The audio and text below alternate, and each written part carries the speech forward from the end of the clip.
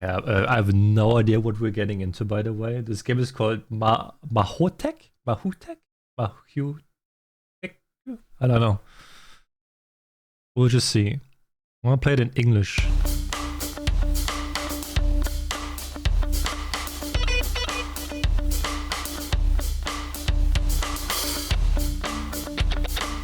It's a bit loud, isn't it?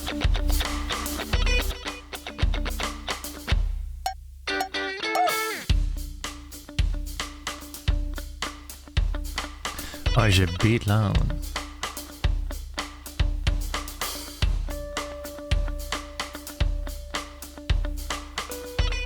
Okay, was there like anything to like set up here?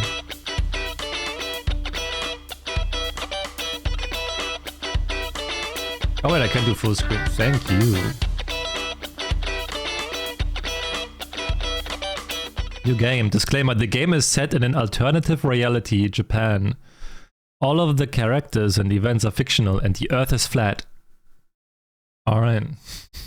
Good to know.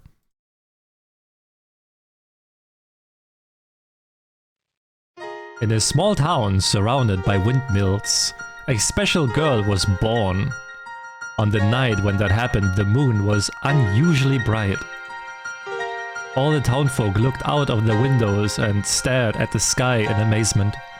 It's a sign, the girl's parents thought, and so they decided to name the girl Luna, not Suki. Still kinda low, isn't it?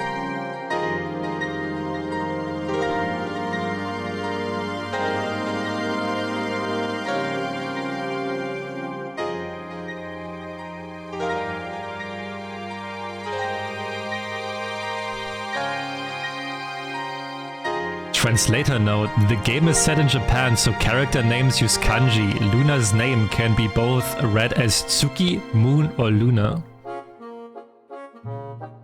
Okay. You're reading this note because Motijan made me use this as a setup for jokes later in the game. Days and years passed. Luna was growing up smart beyond her years.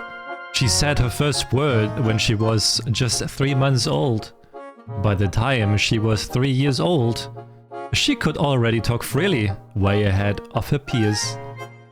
Luna finished grade school with straight A's and was a promising child overall. Her parents were full of joy. Everyone knew this girl would change the world.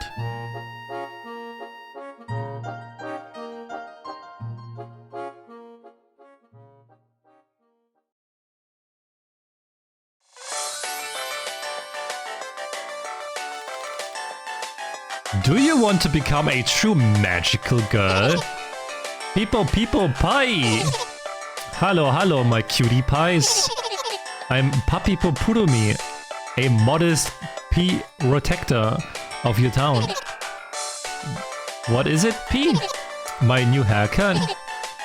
My outfit? Oh, right. The 5th season of our anime will air soon, so I dressed up P. Do you like it? I'm a total cutie pie, right? But let all of this be our little secret for now, okay?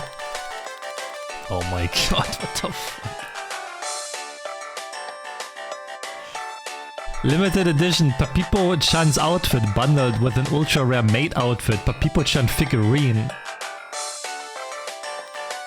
Buy now. Only available for 5 days. Let's Mira Kuru pie together.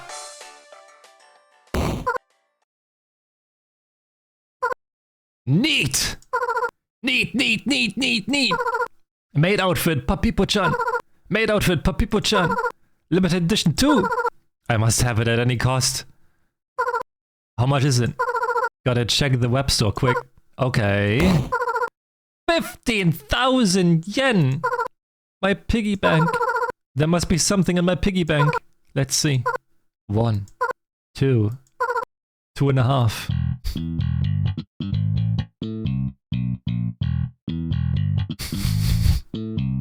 It all started with the rare maid outfit Babiniku-chan figurine. Ma! What is it? Can you lend me 13,000? Please? I'll be sure to pay you back.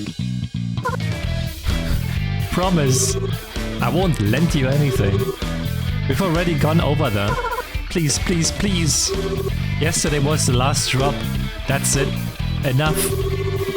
You're an adult now. You need to earn your own money for those toys. No! No! The cruel reality of being an adult. How did I raise such freeloader of a daughter? Our neighbors' kids are laughing at you. It's not just a toy. Please! I need it so badly. I won't repeat myself. Oh, and speaking of earning money, I signed you up for an interview at the Employment Service Center at 10:30 AM today. So get ready and go. What do you mean, Ma? I just woke up. I'm not going anywhere. Come on, chop chop. You're running out of time. Why do you never ask me first? I'm not a child anymore. You can't just decide things for me. That's right. You're already 20, yet you're still living off of your ma. No, go. And don't come back without a job. Tough luck. Okay, fine. But you should know that nobody would hire me anyway. Less talking, more walking. I hurriedly threw my sweater right on my pajamas, crawled into the torn-up jeans that I found under the bed, pulled the cap over my eyes and went to the designated address. The scorching sunlight blinded me as it reflected off the windows, the bright-colored walls and the mirror-like storefronts. The situation was made worse by dozens of buzzing cars that added their dirty emissions into the already unbreathable air. The street basically turned into one big oven. I ran across from the sunny side into the shade of a building, but even there I felt unbearably hot. I'm sizzling! Ugh, I hate summer. After walking for 200 or so meters, I decided to catch my breath inside a coffee shop. Damn!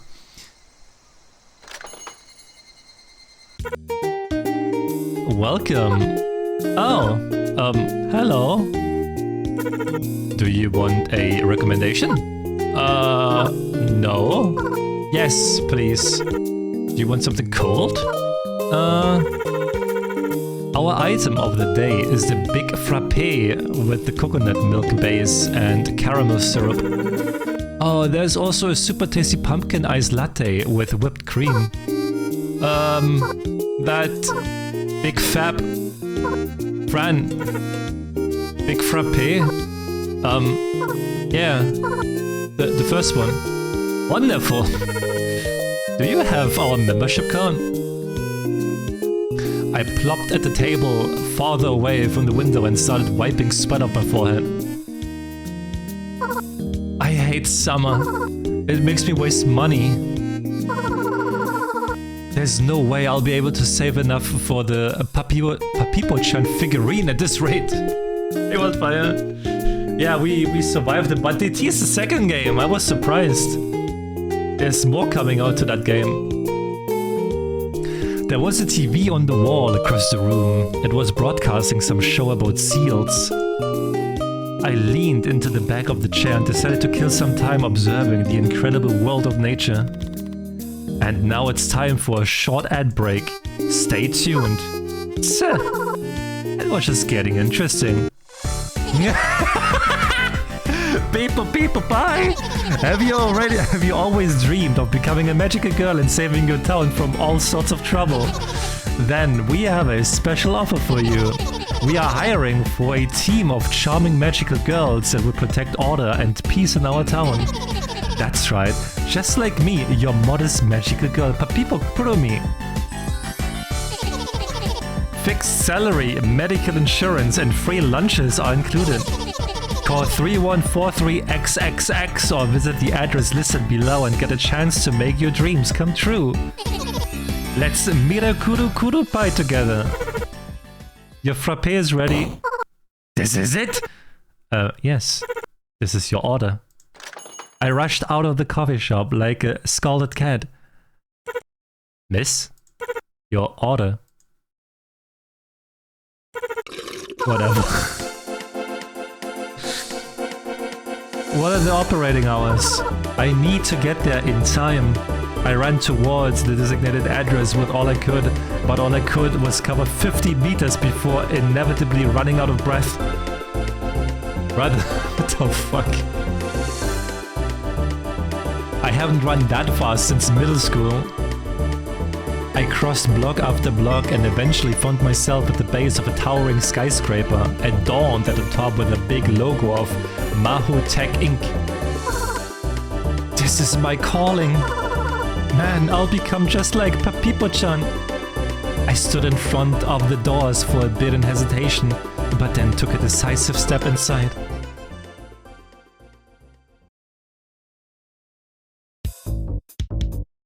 There, I was met with a big, bright hall with 2 spiral staircases on the sides and the reception desk in the middle.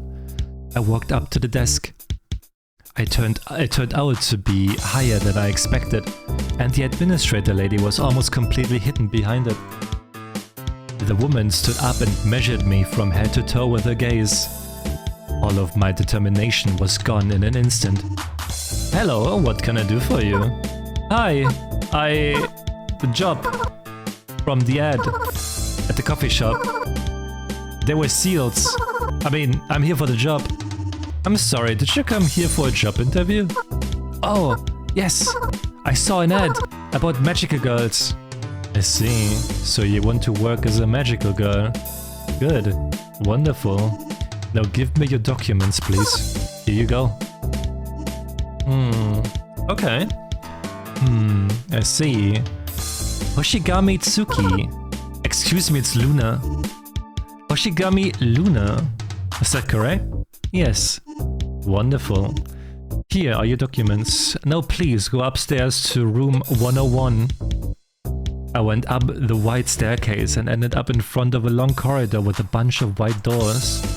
The doors open and closed with people in suits appearing out of them. They minced across the corridor and disappeared into different rooms. I found the door I needed and knocked. Then, from room 101, I was directed to room 105, where I was redirected to room 404, and then back to room 105, where I was told that I need to undergo medical tests in rooms 256, 264, and 299.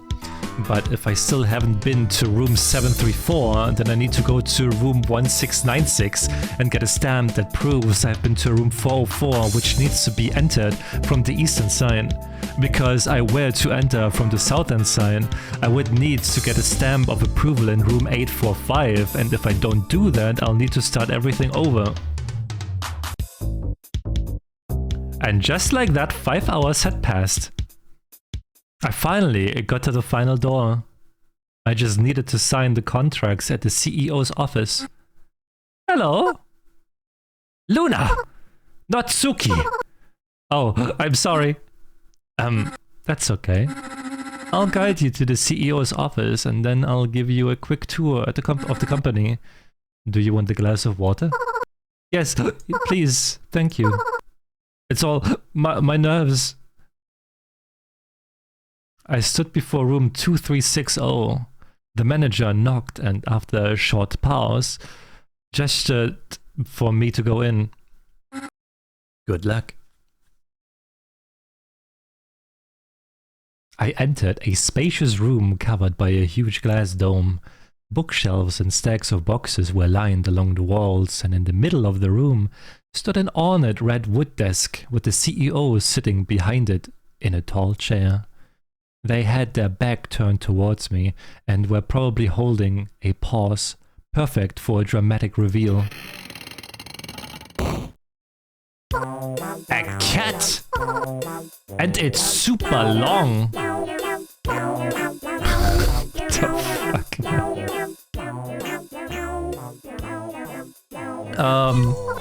Hello? I want to work here. The cat sighed and crawled under the desk. After a couple of moments, he re-emerged with the giant scroll that he unrolled on his desk. But it ended up being too long, so the better part of it rolled down to the floor. The top of it said, "Contract."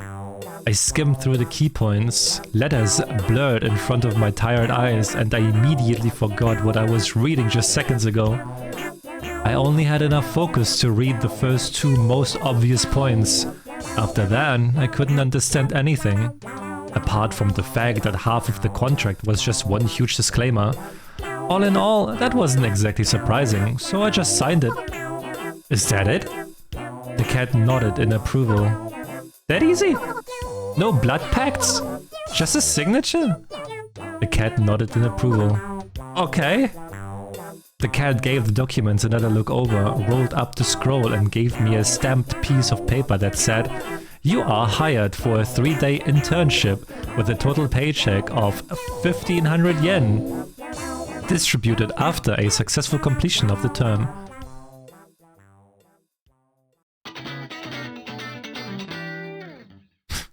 Hey, Donna. My happiness knew no bounds. I wanted to jump around like a little girl, but I managed to stop myself. Full of anticipation, I flew out of the room and crossed paths with the manager again. She asked me how things went and I proudly showed her the document I received. The manager congratulated me and shook my hand. Although, is something the matter? Well, how should I put it? Your CEO is a cat. Alright, now let me show you around the place. And so the manager led me around the winding corridors of the office building. Oh, don't worry, Donna, it will be on YouTube as well. I still can't believe the dream of my life is going to come true just like that. Me, becoming a magical girl. There's no way. I'm burning with anticipation. What's up with this labyrinth? Do I really need to know where the bathroom is on each floor? Come on, Miss Manager, just lead me to a place where they teach your magic. First thing I'll do once I become a magical girl is conjure myself a dress. You should play. I'll get it once it's on a sale probably. And a huge bow to adorn it. I want to control the weather. Wait, no, that sounds lame. I'll control time. Or they'll somehow awaken my secret true power. Please just let this true power be something cool. Please, please, please. And this is the engineering department. Here we have a locker room, an armory, a small kitchen down the corridor. Is this where they turn you into a magical girl? That's right. Nice. Do I need to undergo some sort of training before I'm sent on my first combat mission?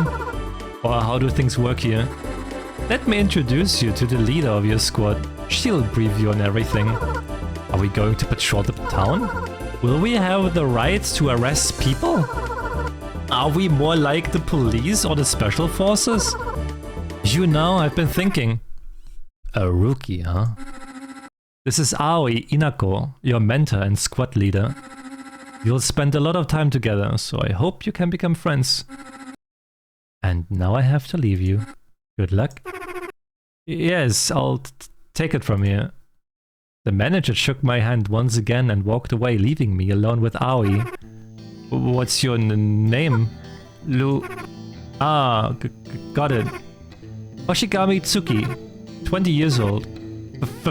Female.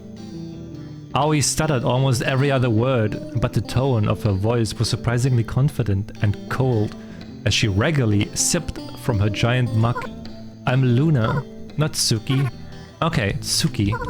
She totally ignored me. From this moment on, I'm your superior, your mom, your dad, and so on and so forth. My orders are absolute. Hey, insubordination is punishable by death. Just kidding. What do you do? Who? Me? No, the manager. Manager? No, you. Well, so, unemployed. Got it. Why are you wearing pajamas? Huh? What? How did you? Your pants are ripped. I'm surprised you're not wearing a fur coat. It's only 30 degrees Celsius outside after all. Alright, let's not waste time. Every second counts here. Let's go gear you up. Aoi started walking down the corridor and I followed her. I followed in her wake. Let's gear you up. A stupid smirk spread across my face as I imagined myself wearing a sparkly magic dress. Excuse me, I've been thinking about my dress. I think something gothic will look especially good on me. With little ribbons and all. We stopped in front of the locker room. Curiously, it was split into 2 rooms, female on the left and male on the right. I've lost the trail of my thoughts for a second. Isn't being a magical girl only limited to, you know, girls? In modern day, nobody can prohibit you from becoming a magical girl, even if you're a gorilla or a slab of plywood. Alice, we only have 2 rooms here. The bar isn't very high, huh? Aoi gulped down the rest of the liquid in her mug, winced and pulled at the door handle.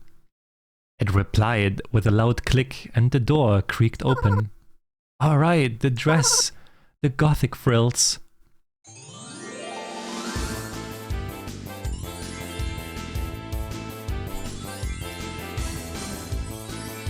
Should we become like a janitor or something? Close. What the fuck?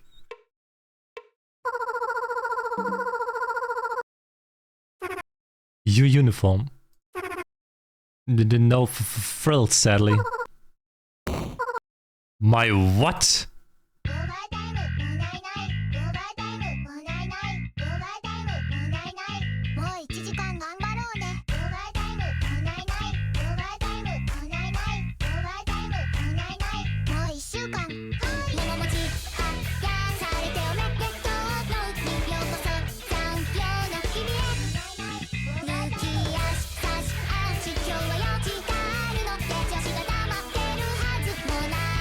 What the fuck?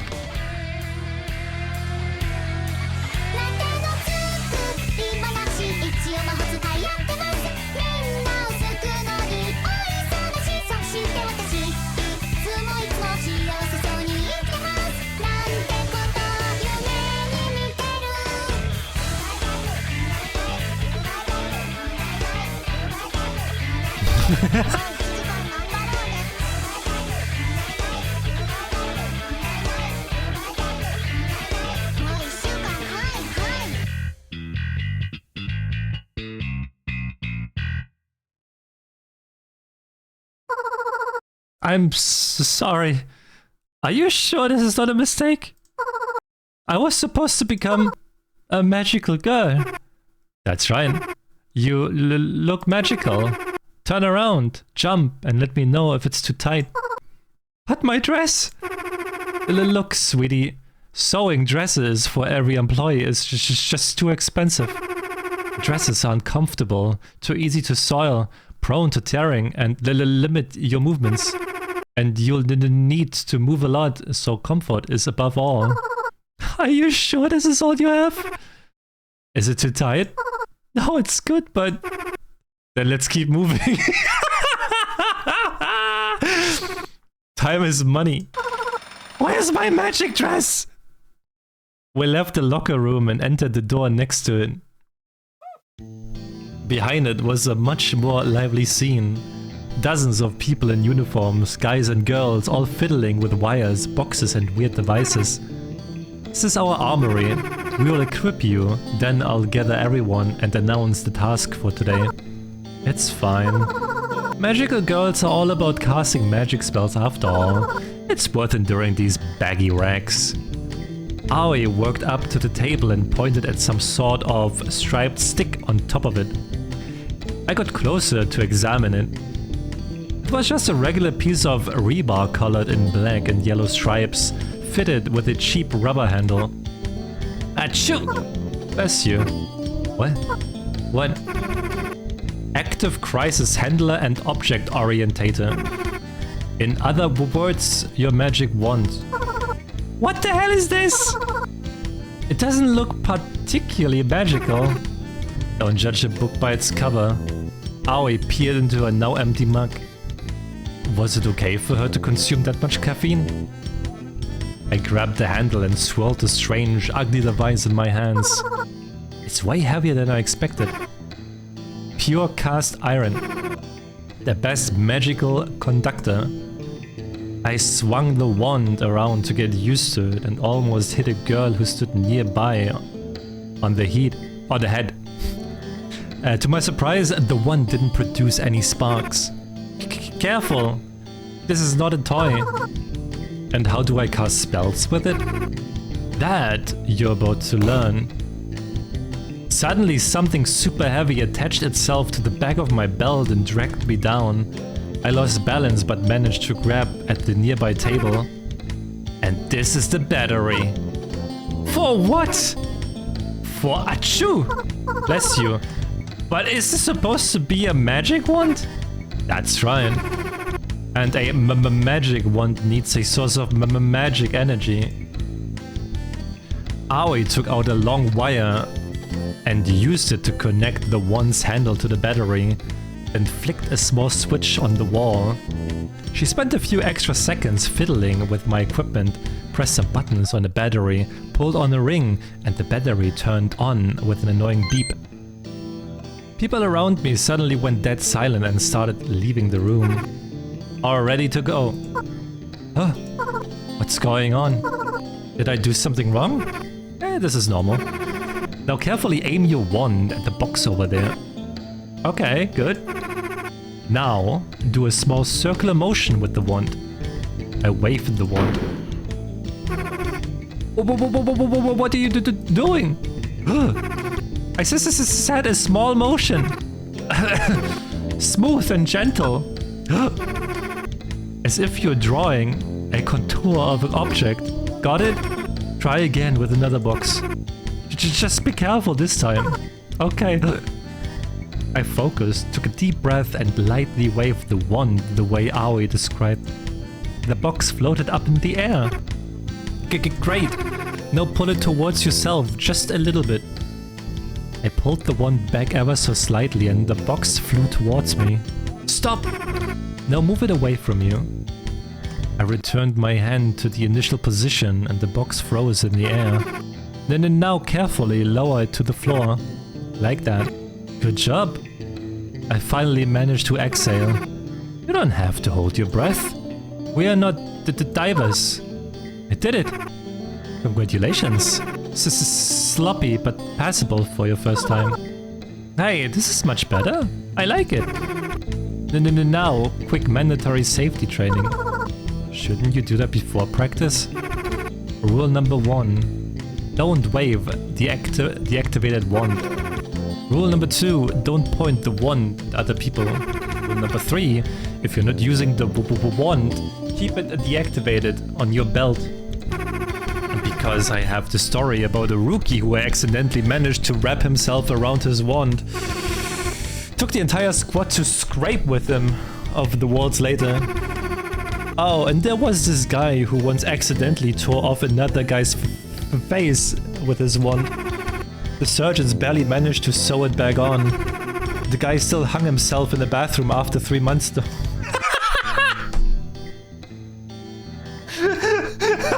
What the fuck? Funny story, huh? What the hell? In which world is this funny?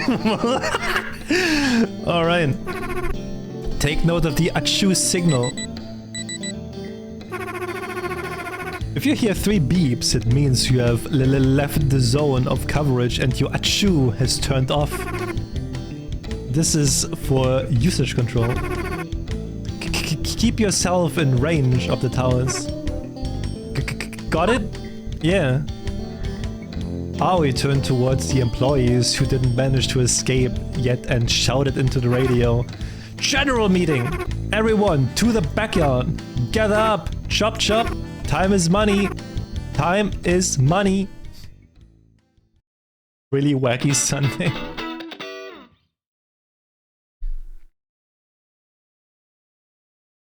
We lined up in front of the back exit and went through a roll call. Aoi stood on the stairs and announced today's task. Okay, here's today's task. Clearing the south bank of the river. We have time until 7. That should be more than enough. Split into pairs and choose your working area. Any questions? No? Get to work then. Everyone went abuzz and started running around, eventually leaving for their respective areas. I just stood there completely dumbfounded, unsure what to do. Ah yeah, you will be working with our rookie Tsuki. Why me? I'm Luna. That's your punishment for what you did yesterday. What? She was the one who started it. I don't want to hear it. All of this coffee you drink is melting your brain. You're not the one to talk. A menacing-looking girl with twin tails walked up to me. She gazed at me with suspicion, mumbled something to herself, and ordered me to follow her. I trailed her without asking questions. We walked out of the backyard and went towards the river. Excuse me, Aya-san? When we... Just Aya is fine. Sorry. Don't apologize, it's annoying. Weren't we supposed to go through a training course or something? We'll figure things out as we go. But I don't even know how to fight. I only know how to move boxes. That will be enough. So why did you get punished? One idiot just kept getting on my nerves, so I strung her up in a tree by her pants. I see. Well, I hope... And then lightning struck that tree. Why wasn't she fired yet? By the way, who are we clearing the river from? Look, can you stay silent for 5 minutes? These rookies, I swear. I'm sorry, Aya-san. Just Aya's fine. Sorry. Don't apologize, it's annoying. This is so stupid. After a few minutes of walking, we ended up near the river. It was a tiny waste river away from the downtown area. Town Hall never tried to spruce the place up, so the locals just always used the river for waste disposal.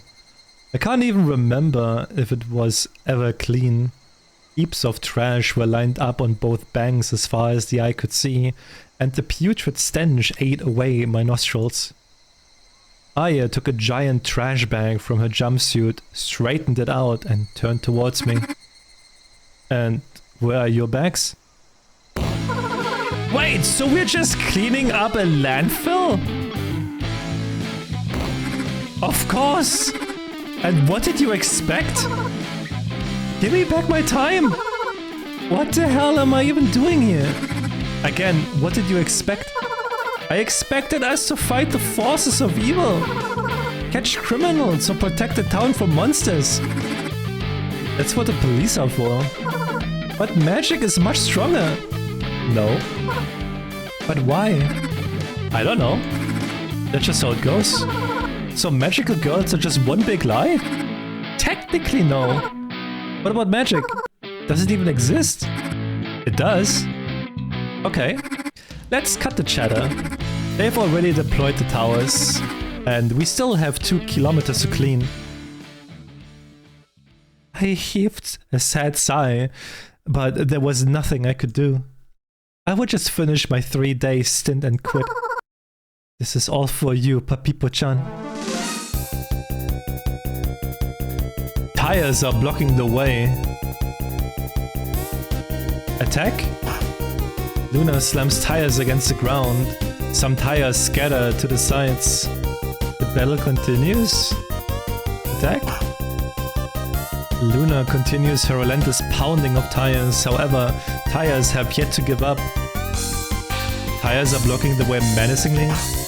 Luna delivers a finishing blow.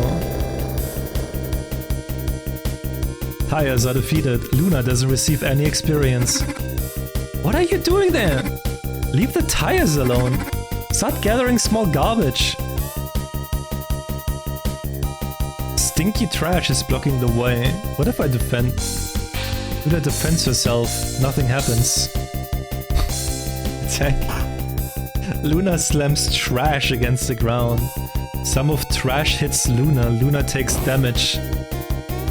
Stinky trash is preparing for a psychological attack. His defense?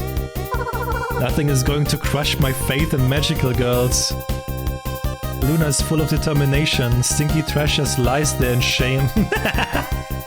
Stinky trash is shamefully lying in the same spot. Stinky trash is defeated and packed. Luna doesn't receive any experience. Loose gravel road sign is blocking the way. Attack. The already bent road sign bends even more. Luna lets out a smug chuckle. Road sign does not react. Attack? Luna gives road sign a relentless pummeling. However, road sign does not react. Luna uses chokehold, but road sign parries her attack and uses a loose gravel. Luna does not survive loose gravel. Game over? What the fuck? Okay.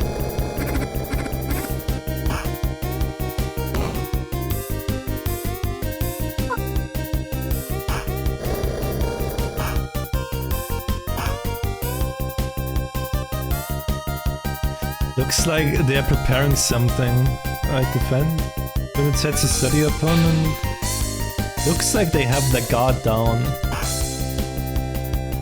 Luna plucks out road sign and throws it into the river. Road sign is defeated and dumped into the river in shame. What the hell are you doing? This wasn't even trash. Now go get it and return it to its rightful place. Luna doesn't receive any experience. Luna receives a hit to the head. It was getting dark. I'm so hungry. When is our lunch break? We already had one this afternoon. So I missed it while I was running around the office? Whatever. I have zero appetite because of the stench anyway. The next couple of hours we spent clearing out trash until our designated area looked pristine. I took a look around and saw the riverbank in its natural form for the first time. Turned out it was twice as wide as I originally thought. I fell to the grass among the bulging trash bags and heaved a deep sigh. Aya tied up the last bag, brushed off her hands and sat nearby. So, we're just street cleaners after all? Well, yeah. Magical street cleaners. No, I don't get it. Where's the magic in this? Magic is supposed to be pretty. And this? Iron rods, wires, batteries. Magic must come from the heart, not from some battery. All of this is just science stuff. Look, I'm not a professor and I can't explain the difference between magic and science. For that, you need to go to someone smarter, like Inaka. She'll gladly give you a rundown. Inaka? Oh, you know. What's her name? Aoi Inako. Inaka. That's her nickname. All I remember from her explanations is that the batteries have some magic thingy inside, and it does this or that, and it's magical. It is insulated because it reacts to emotions. Or whatever. So yeah. What do you mean, yeah? I didn't understand a single thing. So the nature of magic is just reacting to our emotions? Probably. I don't know. I told you I'm not a professor. So, don't apologize. Do you like it here? I don't know. I'm simply making a living. You, on the other hand, seem to be a victim of our ad campaign. No! Well, yeah, but I still have a goal. Saving the world? That would be nice, but it's something a little less ambitious. Becoming popular? Sounds cool, but still too ambitious. To be honest, I just want to earn enough money for a maid outfit Papipo-chan figurine. There's zero ambition here! Did you really get a job just for that? You don't get it. I love Babiniku-chan. I've been watching her show as it aired since the first episode. I have a collection of all the DVD editions, Blu-ray discs, and a bunch of Dojin games. And all of the official figurines, I haven't missed a single one. That's why, if I don't buy this limited edition figurine in time, I don't know what will happen to me. Jeez, what a fangirl. If the supply runs out, those will get resold by scalpers for 10 times the price and I won't be able to buy it at all. Don't you get it? I don't. Why is it even that important to you? It's just a piece of plastic. Don't say that! I'm ready to risk my life for that figurine. Your otaku aura is scary. Sorry, don't apologize. It's just I barely talk to other people. Well, I can definitely relate here. Do you also love Babiniku-chan? No, of course not! That's not what I meant. I want to save up enough to buy a guitar and start a band. Oh! Do you want to become a musician? Yep. So cool! But my folks are stubborn and they demand I take over the family restaurant business. They sent me to a culinary college right after I graduated high school, but I got expelled super quickly. Soon all of my colleague friends went to other cities and I was practically alone. Oh. I don't need your pity. I'm doing fine by myself. Okay, let's go. Working hours are over. Oh, right. We returned to the office, handed in our equipment and left for home. I had to take my uniform with me because my workplace wasn't equipped with a laundry room. I was walking home through a quiet residential district when a boy ran up to me. Cleaning lady! Cleaning lady! What do you want? Cleaning lady? There's a kitty cat stuck on the tree. Help me get it down. Oh, okay. Where is it? I followed the boy. He led me to a nearby small park and pointed at one of the trees. Back when I was little, I liked climbing trees, but it's been so long ago that I've probably already lost all my skills. I looked up, trying to see where the cat was sitting. Boss? Is this your cat? No, this is my boss.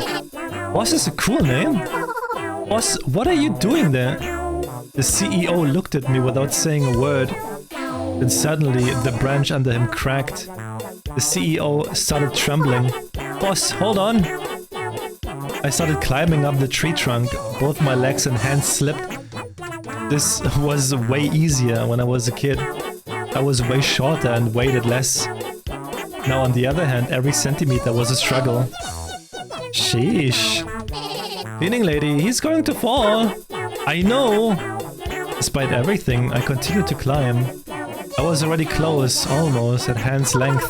Boss, give me your hand, your paw.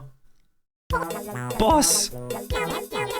I held out my hand and managed to grab the falling CEO by the tail. But he weighed quite a lot, and so I was pulled down with him. Which made me lose balance and fall. The cat, as you would expect, landed on his paws. I, on the other hand, hit my head. Ouch. Cleaning lady, are you okay?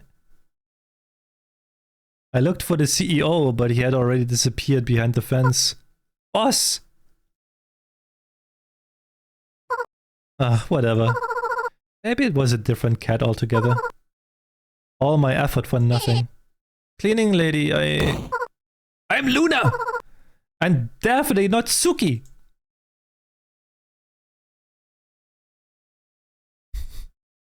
I returned home late, exhausted and frustrated. Well, did you get a job? Yes. Nice! That's my girl. And here you were saying nobody would hire me. Ew, what's with this smell on you? To the shower, quickly. What even is your job? A cleaning lady. That explains it. I mean, hey, it's a good profession. You'll be keeping our streets clean. Maybe that will even translate into your personal life. I took a shower and plopped onto my bed, completely exhausted.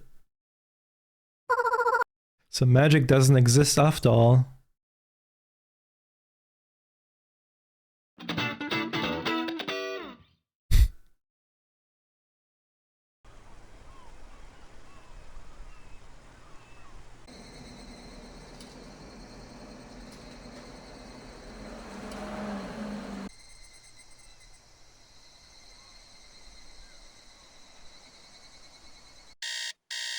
Next morning, I was woken up by a ringing sound. Without even opening my eyes, I felt around for the phone and declined the call. But after just a few seconds, it resumed its annoying buzz. Who the hell is calling me this early? I gathered all my strength to pick up the phone. Hello? Where are you? We're leaving in 10 minutes. Huh? Where? If you don't show up in 10 minutes, you're fired. Fired? And then I remembered something. I have a job now. I jumped out of my bed and flew out of my house. Look at her skip and hop. This is what loving your job looks like. Everyone got their assignment? Okay, great. Now board the bus. Wait for me. Whew. I'm here. Whew. Where have you been? You're 15 minutes late. I'm sorry, it doesn't matter. Get in the bus. But if you show up late one more time, you're fired. I'm sorry. Reeling from exhaustion, I boarded the bus and plopped onto the seat closest to the door. Inaka entered right behind me, closed the door and sat across from me. I turned my head left and right looking for my only work acquaintance among the passengers, but she was nowhere to be found. Well, what can you do? The bus's engine revved up and we started moving. Houses, trees and traffic lights flitted by. Outside the window, we drove through neighborhood after neighborhood with the density of buildings growing sparser. Soon we left the urban area entirely. All of that time, Inaka, who sat across from me, was meticulously calculating something in her notebook, biting on her pencil and scratching her head through a big hole in her helmet. Then she suddenly turned towards me and surprised me with a question. What is the square root of the sum of the factorial of 7 and 41? Huh? 71.3. Huh? Inaka was once again engrossed in her calculations. What are you doing over there? Re-evaluating the calculations for the battery detour for today. Is it that important? Of course. If a battery dies, it will explode. Explode? Just kidding. We'll need to order a new one, and that's a hassle. Although I have a funny story about that. A couple of weeks ago, one of our rookies got a decommissioned battery, and it overheated right in the middle of work and blew up so hard nothing was left of her. The poor girl was evaporated in a fraction of seconds. Can you imagine? I don't want to imagine that. I instinctively turned around, giving a concerned glance to my battery. How in the world does this shady company still have a license? But all our equipment is safe now. We took all the needed measures. I sure hope so. But even if anything happens, don't fret. You won't even have time to think. Poof! And you're gone. Although the people near you will have a much worse time. Thanks for the consolation. There's one thing I don't get. Why do you keep working here? I need to feed my family. Oh. Kids. I get it. No. Brothers. 5 of them. Wow. Must be tough looking after them, huh? Yeah. Especially when they are over 25. 25. And how old are you? 21.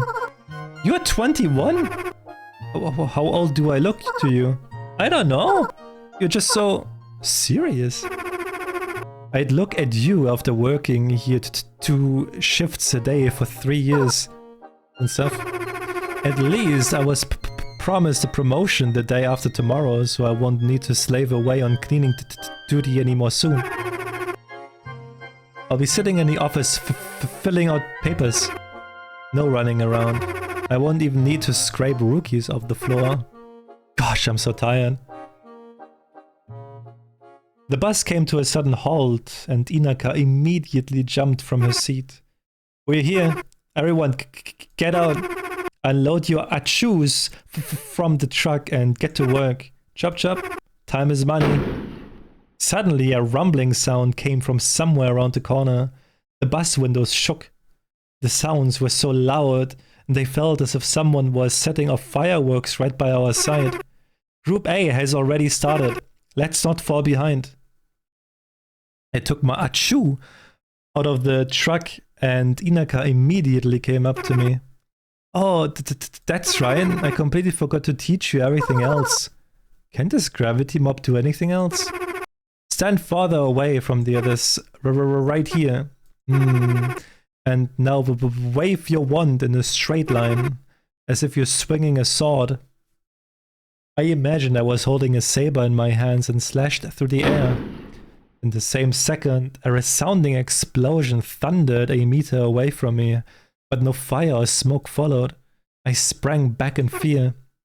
Not bad? What was that? Gravity impulse. It will come in handy today. This thing is so powerful. Am I here to fight after all? Wait a minute. Those explosions. Could it be? This is my first ever real mission? I see. Yesterday was just practice. They were evaluating my ability to deal with mundane tasks. And now it's time for some real magical girl work. Hey, can you hear me? Do you understand everything? Huh? I said be careful with the impulses. And don't take your helmet off or you'll go deaf. I have a funny story about that too. Alright. No funny stories this time. And one more important thing. Achu has defensive capabilities. Point your wand in front of you and hold the button on the handle. I did as instructed and immediately felt the air around me rumble and the wand started buzzing. This is called gravity turbulence. It will save you from debris and other stuff flying towards you. Don't shove your hands into it and don't activate it while on your belt or you'll get wrapped around the wand. This thing is much more of a risk than a defense tool.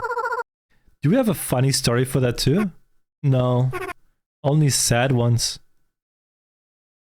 To be honest, our colleagues barely use this function. I wonder why. But at least you can destroy big objects from the inside with it. It's useful. I would like to believe you. It's also so loud my ears got plugged.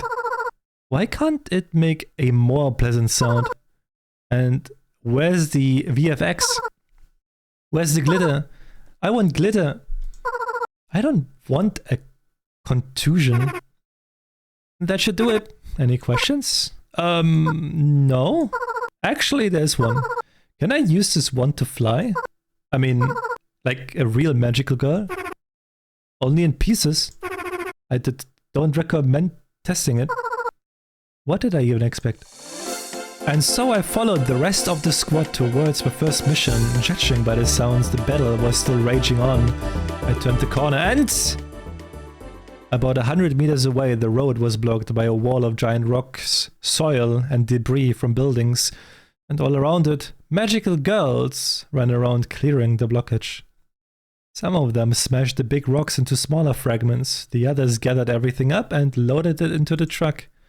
Apparently there's been a huge landslide here that destroyed the village and the base of the mountain and blocked the road.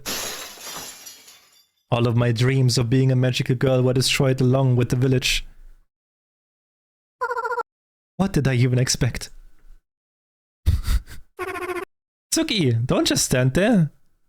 I heard Inaka's annoyed voice from behind me. I had no choice but to drag my feet towards the blockage. This is all for you, Papipo-chan. Pile of rocks. Attack. Luna smashes a pile of rocks with a gravitational impulse. Rocks are blown into pieces. Defense. Luna doesn't trust these rocks, but nothing happens. Are you studying ants there? I attack. Rocks are blown to pieces. Alright. Pile of rocks is beaten down, humiliated and loaded onto the truck. Luna receives praise from Inaka. Luna is somewhat happy. A smaller stone is blocking the road. Okay, not really. Luna is just slacking off again. Defense? Luna takes a closer look. Smaller stone has a regular shape, but something about it aggravates Luna. Attack? Luna swings but loses sight of the stone. Luna squints and tries to find smaller stone, but it mixed in with other stones. Luna heaves a deep sigh. She was intent to beat that exact smaller stone. She is now depressed. Electric pole is blocking the way. Attack! Electric pole electrocutes Luna in return. Defense? Electric pole spews sparks. Seems like Luna has finally decided to make the right choice and stop fighting electric pole. Wait, no, she's back with a giant stone that she hurls at electric pole. Electric pole is destroyed. Good job, Luna. I guess. Yeah, she won't be able to live a long, happy life like this. If only you knew how embarrassed she makes me feel sometimes. Stone after stone, brick after brick, we managed to clear about half of the blockage in 2 hours. My forehead was soaked in sweat, and the incessant rumbling made my ears ring even through the earmuffs. And to top it off, I was now also extremely hungry. I haven't eaten anything since morning, but then just in time, Inaka announced the lunch break. Everyone immediately livened up and gathered around her. We went back to the trucks. A folding table expected us there with packed lunches piled on top of it. Everyone rushed to grab their lunch. Calm down! There's enough for everybody. You're not in the zoo! Inaka shouted into a megaphone, but nobody listened to her. Everyone fought for the food as if this was their last meal. Among all the ruckus, I miraculously managed to get my hands on a single scratched up package and retreated. But then someone stood in my way. Wild Curdy is trying to claim your packed lunch. Wild Curdy tries to break through the defense, but to no avail. Wild Curdy tries to break... Okay. Attack? Luna tries to use hand signs to show to Wild Curdy how categorically wrong she is in this conflict. Wild Curdy is scared by Luna's expressive body language. Wild Curdy spits at Luna. Luna doesn't receive physical damage but feels slighted. Wild Curdy drills Luna with a sideway glance and gets ready to pounce. Luna... Wait, Wild Curdy looks totally insane. Luna parries Wild Curdy's pounce with a magic wand. Attack. Luna tries to use hand signs to show Wild Curdy, okay. Wild Curdy pulls out a brick with her teeth and throws it at Luna. Luna tries to politely explain that she needs that packed lunch. Wild Curdy doesn't understand but receives damage from excessive politeness. Wild Curdy grabs another employee running by and throws them at Luna. Packed lunch was stolen and Luna died from hunger. What the fuck?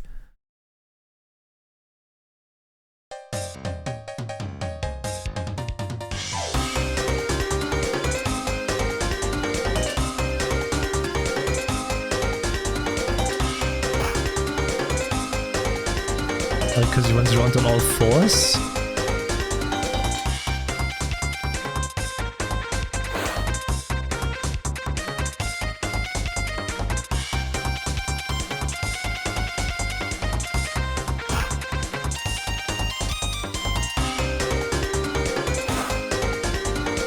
Luna Dodge is doing a backflip out of fear for the first time in her life. What the fuck?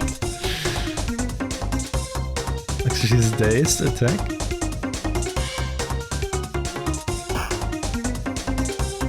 Wild Curdy encounters random employee and bites into their neck. Luna thinks she doesn't want to repeat their fate. Jesus Christ.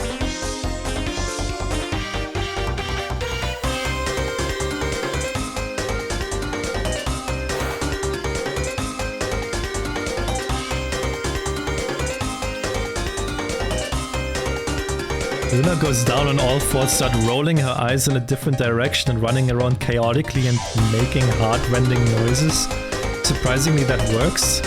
Wild Curdy feels animal-like horror and backs down.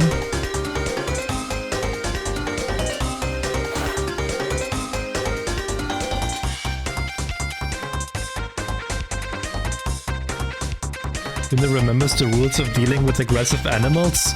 Luna straightens up, spreads her shoulders and legs wide and roars. Wild Curdy isn't exactly scared but receives damage from awkwardness. Wild Cunty? Oh god, no. Wild Curdy pulls out a brick with her teeth and throws it at Luna.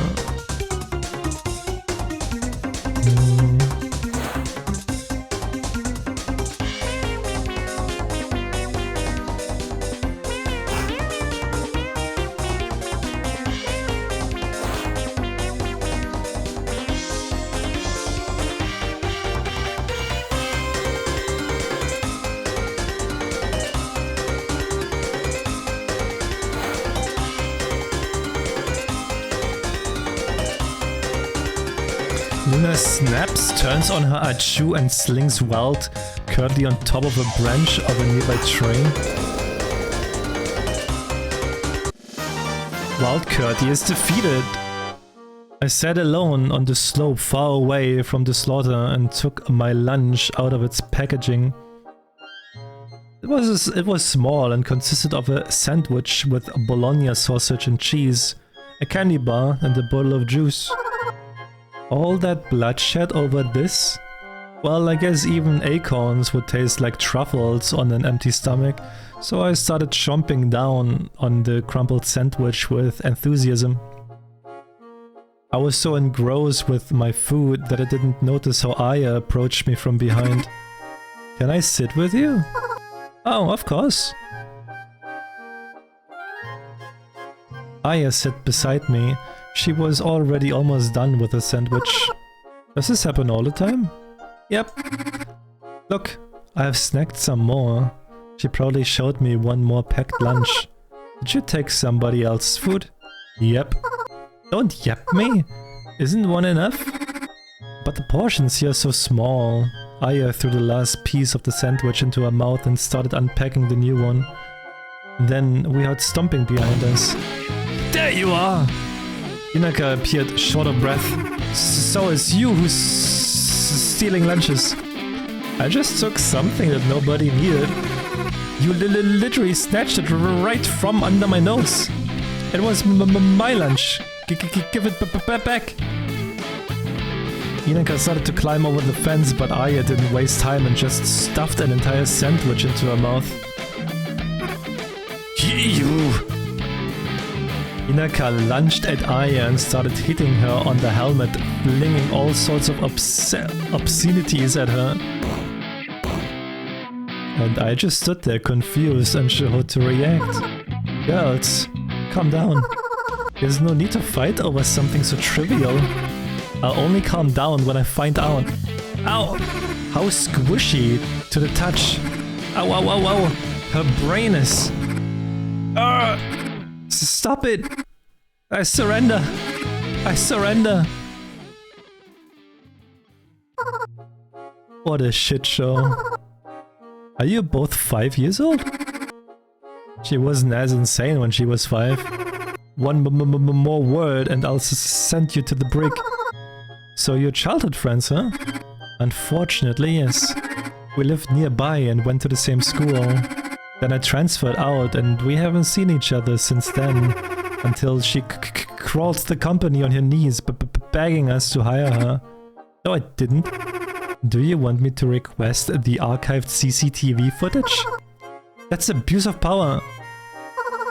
Did you really have to steal her lunch? I don't care. You shouldn't have left it unattended. She's not working anyway. She's just ordering us around. Giving out orders also consumes energy, you know? I took the candy bar from the package and offered it to Inaka. Here, I'm already full. No need. I'm not hungry. Well, whatever. Then... Wait! Did you change your mind? Not really. Just... She's too proud to ask. Screw you! Inaka snapped at Aya and snatched the candy bar out of my hands. Whatever, somebody slung Curdy onto the tree again. I'll go get her down. Wasn't me.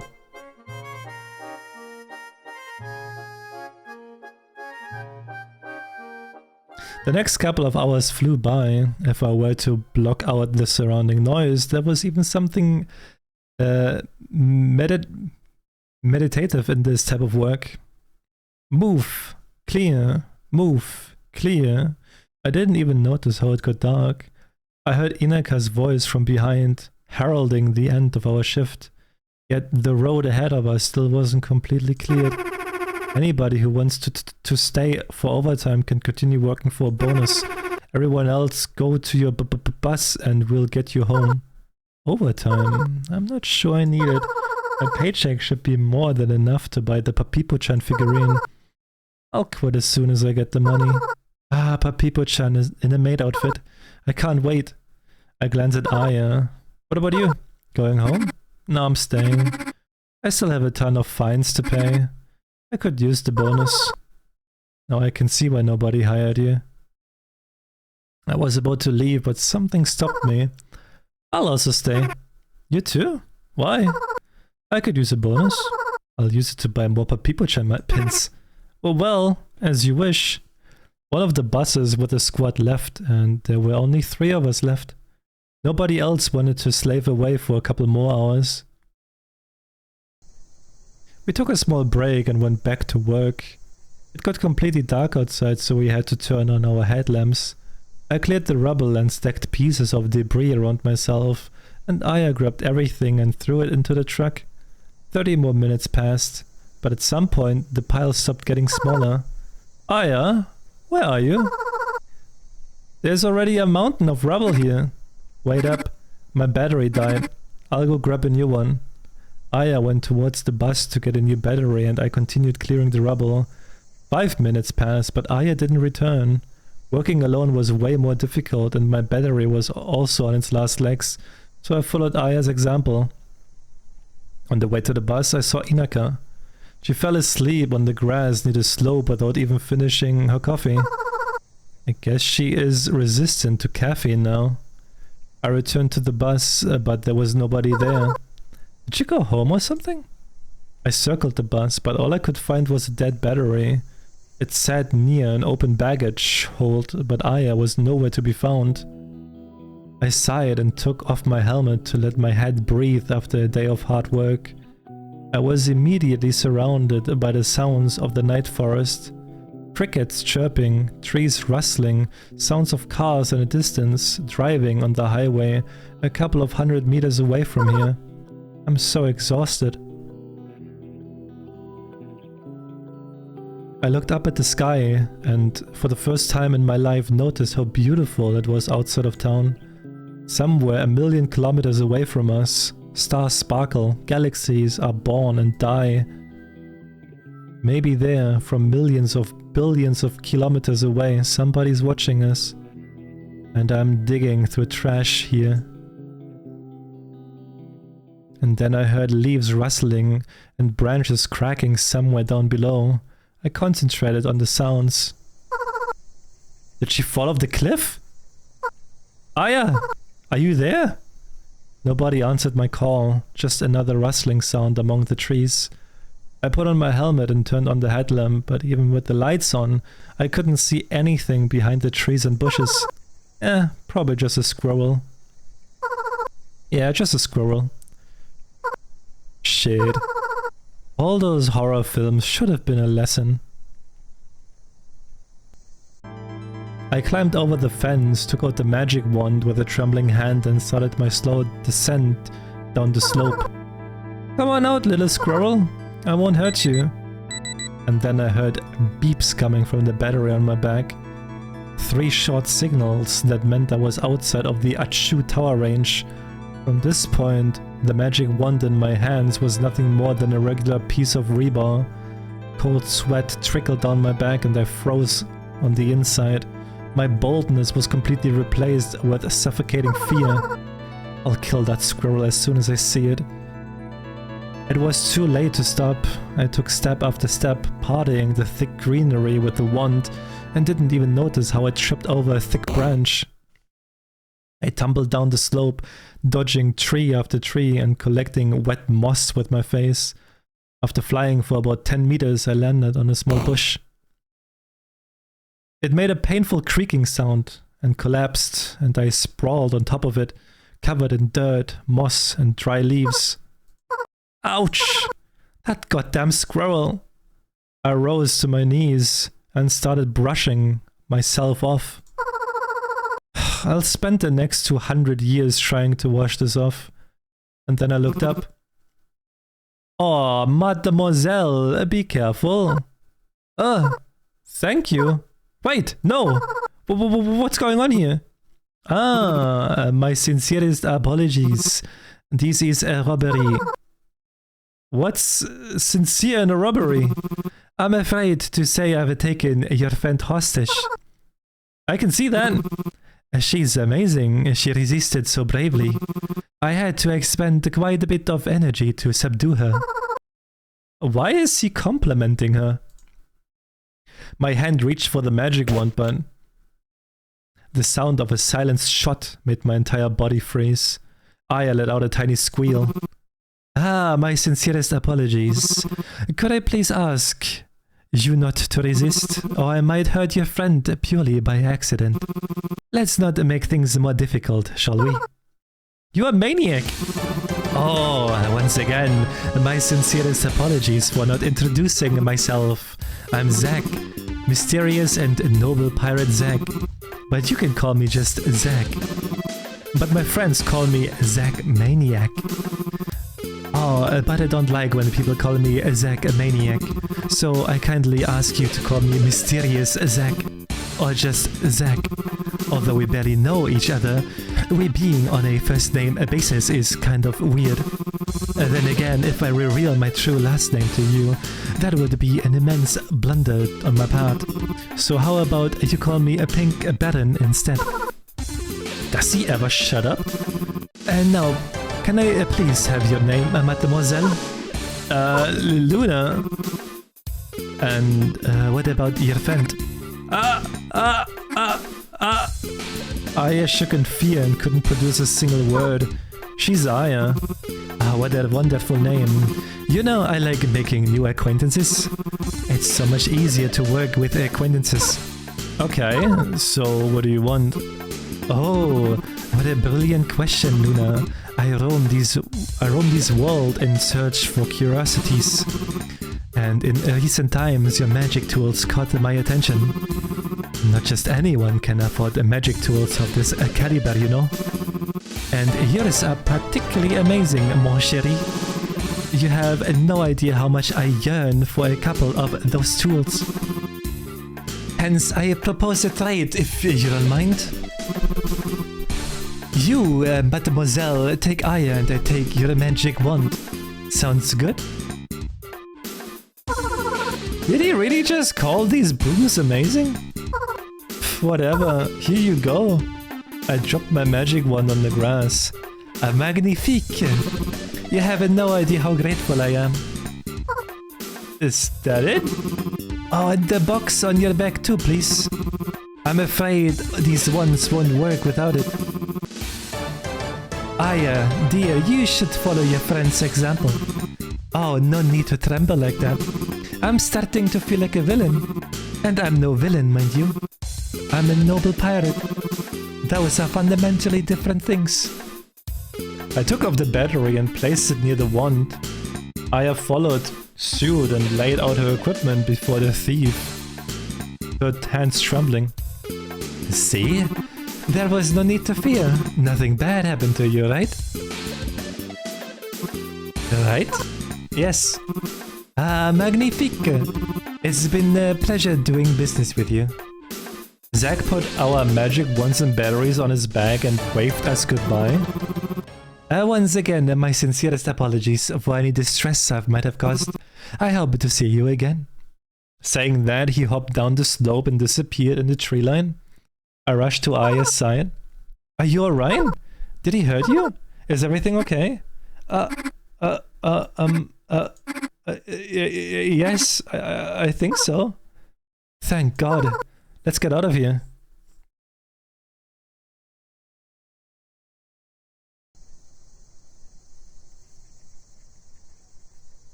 I had no idea. The stars are so beautiful.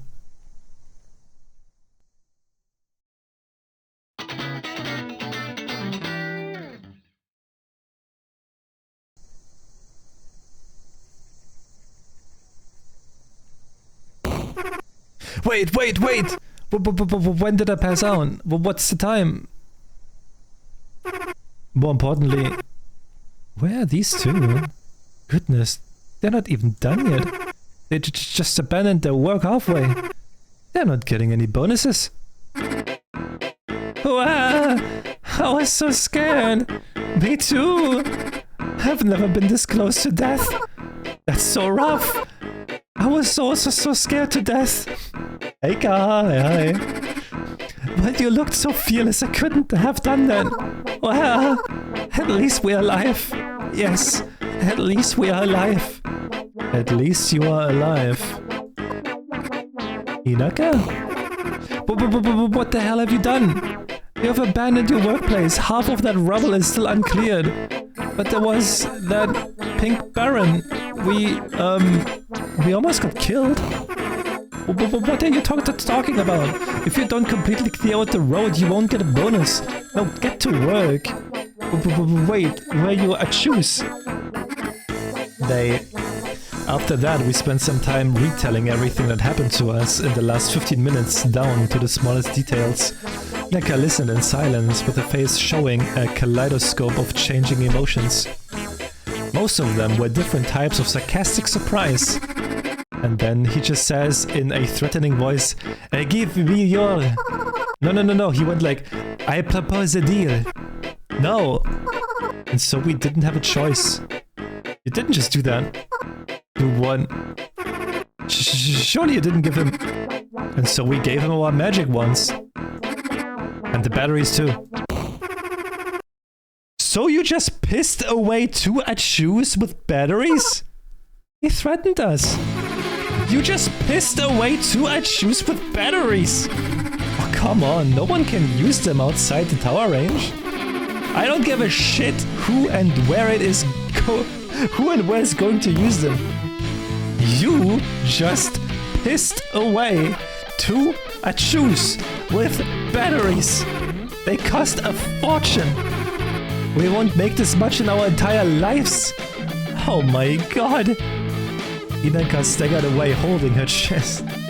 Hey devil. My promotion. What about my promotion? I don't feel so good. She leaned against the bus door, powerless, and slid down.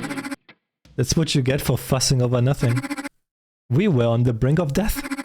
Do you not care about our well-being at all? That's Ryan. What if one of us got killed? Isn't that a much worse outcome? The company's equipment must be insured for cases like that, right? Right? Inaka? Inaka? Inaka, are you okay? What's happening to her? Inaka, can you hear us? Inaka, what's wrong? I think she passed out. Shit. Does this happen often? Nope. Never seen this from her. What do we do now? I don't know. Try laying her on the back. Okay, give me a sec. Put something on her feet. We need to redirect the blood flow to her head. I'll call an ambulance. Inaka, wake up. Don't follow the light, Inaka. I returned home completely exhausted. As soon as I set foot inside, Mom attacked me with a barrage of questions on where I've been. We were so worried. Why didn't you answer our calls? My phone died. You won't believe what happened today. Your dad and I were about to call the police. The police? I'm fine. It's just... What's that in your hand? A wound? Did you get into a fight? Does it hurt? Not too bad. Come on, I'm fine. This is nothing. Honey! Call an ambulance! Luna broke something. She's all scratched up. I didn't break anything. Hello? Ambulance? Come quickly. We have a person dying. No need for a helicopter. But keep it ready, just in case. Honey, this is not a joking matter. Come on, what could have happened to her? So what if she fell from somewhere? A couple of scratches like that would heal in 10 minutes. Where's our first aid kit? I can't find anything after you cleaned the house. Alright, time to talk. What happened? Where's the first aid kit? I was helping a cat to go down from the tree. Thank goodness. See, I told you. So where's the first aid kit? You should have called fire rescue instead of going yourself. Well, things just happened. Whatever, take your clothes off. Let's treat your wounds. We don't have a first aid kit. I'm calling an ambulance. Don't! So stupid.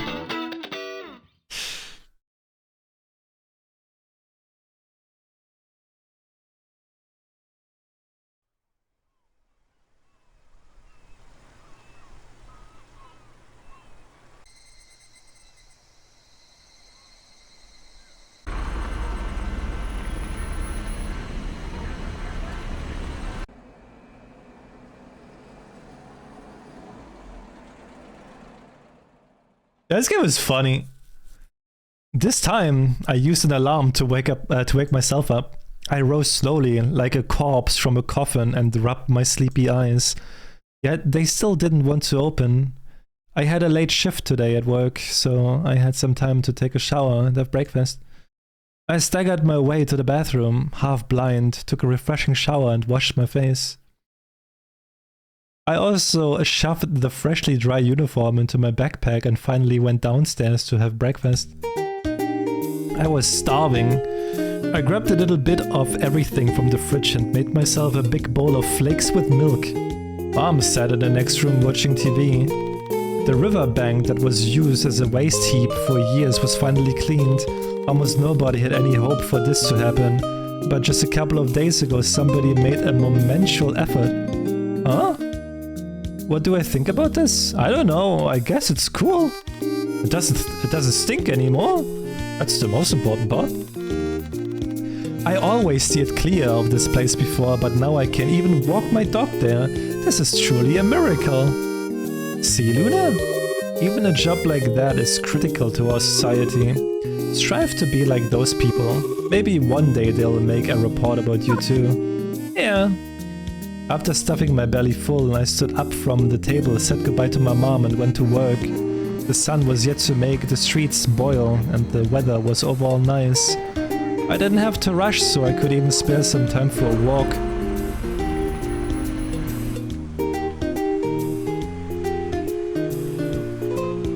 I visited the familiar coffee shop on the way to work to refresh myself with a cup of coffee. Welcome! Oh, hello. Do you want a recommendation? No, thank you. We have a decent bumble with cherry juice, cinnamon flat white. I can also brew you a funnel from the beans of your choosing. I will... And there's also super tasty pumpkin ice latte with whipped cream. I'll take one Americano. Medium. Americano. Are you sure?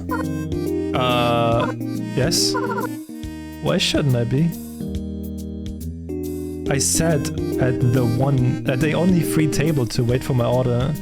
2 girls were chatting away next to me. That's what I'm telling you. She's probably still asleep. And she promised to go to karaoke with us today. Did she say the road is blocked? Yep. Said she would be late because there's no direct road. And I said, stop making excuses. The road has been cleared out this morning. If you don't want to hang out with us, just say so. What a bummer. Something smashed to pieces behind the bar stand. You know, it's actually amazing how they managed to clear such a blockage so fast. That's technology for you. If only there was a technology that helped to kick someone's ass through long distances. Michiko-chan, let's go to karaoke without her. Are they talking about that blockage? Ah yeah, clearing it out was tough. I felt a certain sense of pride, as if somebody just praised me, and a silly smile spread across my face. I remembered how things went down. And then memories of everything that happened yesterday washed over me. You pissed away 2 achus with batteries? I forgot. I totally forgot. How did I even manage to forget? No. That means I'm in big trouble. I'll be paying off this fine for the rest of my life. Wait, maybe I can still resolve this. We are not at fault after all. We got robbed. That should be a mitigation factor. But there's no proof of that. At all. What do? I gulped down my coffee, scalding my tongue in the process, and rushed to the office. When I was about to go through the gate, I thought, should I have even rushed like this? What if I don't show up to work? What if I just run away? Like, right now? Will they look for me? Will they report me to the police? Most likely. They have all my personal information. Whatever. Here goes nothing. The truth is on my side. I gathered all my courage and entered the office. I was met with an empty reception desk. That's weird. It was the middle of a workday. Usually the administrator lady would sit there at this time. And there was not a soul in the entire hall too. Are we closed today? Then why is the office open? As I thought that, something heavy hit me on the head from behind, and my vision went dark.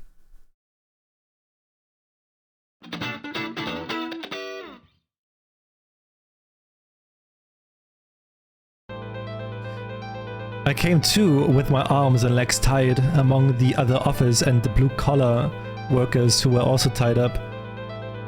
I took a look around and immediately remembered this place. A huge glass dome, bookshelves and a huge desk of redwood.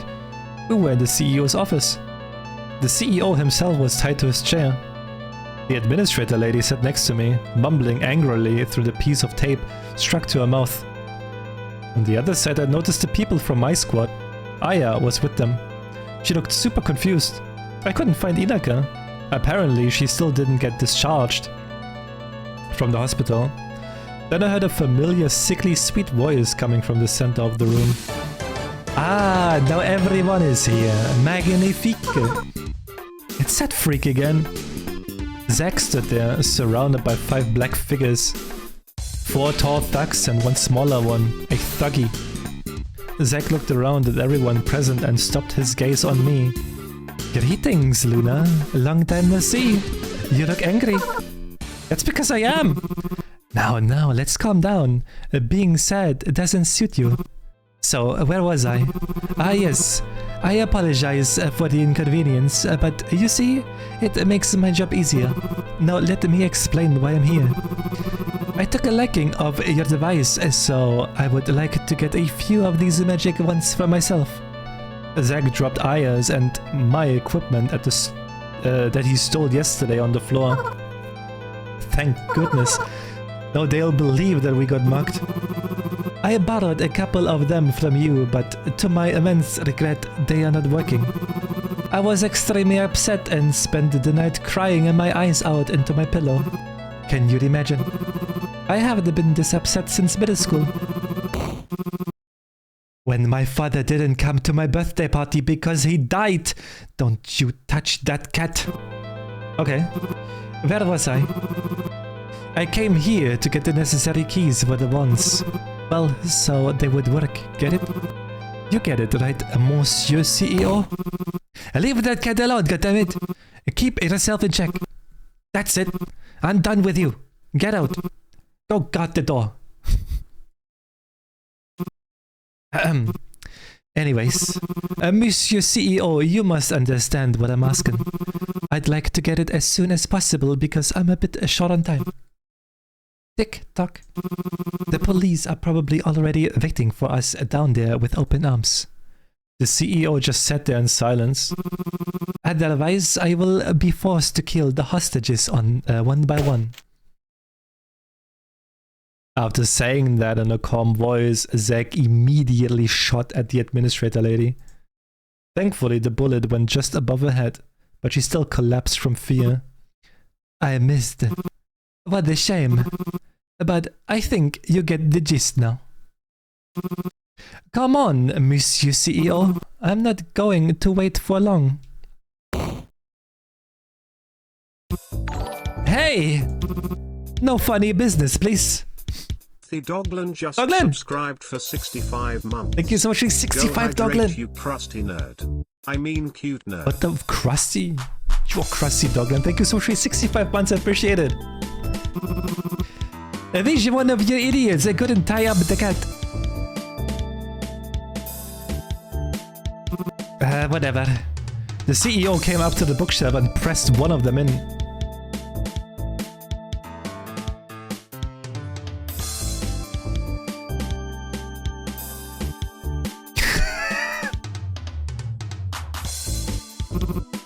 And now we're talking. So, what do I do with it?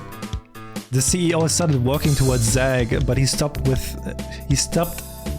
him with a gesture. Don't come any closer. Throw the chip from where you're standing. The CEO threw the chip into the air and it flew right into Zag's hand. Zag studied the battery and inserted the chip into a corresponding slot. Is that it?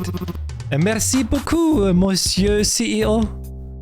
Zag waved the wand, but nothing happened. He tried again and again, but he eventually gave up. Okay, so what do I need for it to do whoosh, whoosh, boom, boom, and all that? The CEO made some gestures with his paws, doing his best to explain, but Zag couldn't understand anything. Can I have some more communicative? I can't understand this.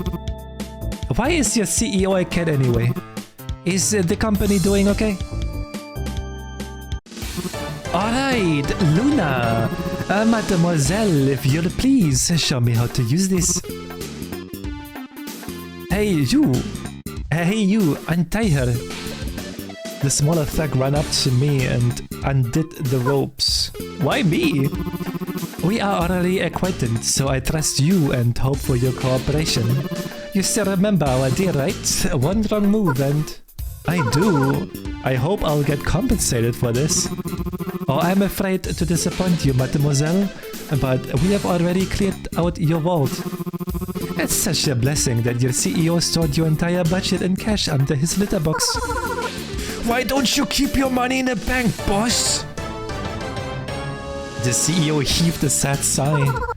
Why am I even asking him? He's a cat! Also, how big must that damn litter box be? Wait a minute. So I've worked all this time for nothing? My sincerest apologies. We just really need the money. I still need to pay these doofuses that bring me more trouble than profit. What's that? You know why I'm complaining about you. And besides, I still need to visit another 31 countries. And that requires considerable funding. Plane tickets, hotel reservations, 3 meals a day. Don't look at me like that. I won't be able to survive in a hostel. Those are worse than the prisons. And speaking of prisons, I've already planned 5 escapes from different prisons in case I get caught. And what do you need for that? That's right, money. Paying your accomplices, bribing officials, and all that. So you're saying that I won't get paid? Oh, Luna, my dearest intellectually challenged Luna. I think I was pretty clear about that. I mean, your CEO can pay you and all the other employees out of his pockets if he wants. All the compensations, bonuses, paychecks. Isn't that right, Monsieur CEO? You have enough money for that, I'm sure. So you're saying that I won't be able to buy the limited edition Papipochan figurine? Ah, so it was all because of a figurine. That's right. That's the only reason I'm slaving away here. What an unexpected plot twist. You and I, we are so alike. You see, I happened to buy one of those for dirt cheap a couple of days ago. You see, I am a big fan of mates. That proper uniform, the bonnet de frills. Ah, once I return to my manor, I'll marry my mate. I've been dreaming of proposing to her for such a long time. Ah, Marie, mon chéri, you must be so lonely without me. I don't give a crap about your fantasies. I won't help you without a figurine. Oh, I can give it to you. Well, really? Of course. I initially bought it for Marie as a gift, but then I found something better. With a wand like this, she'll be much more comfortable moving furniture when cleaning, getting things from higher shelves and much more. And I wanted to resell the figurine anyway. Marie must have hundreds of them already. Let me tell you, she's a huge fan. And besides, I'm a noble pirate. So, do we have a deal? Yes! Okay, so first, you disengage the red safety lock. Then you grab the ring on the battery and pull it. Then, you press the button on the handle and... Oh wait, before that...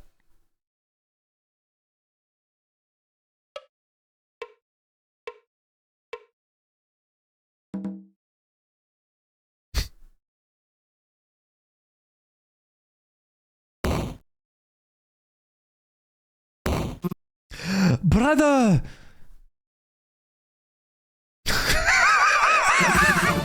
You will pay for the death of my brother.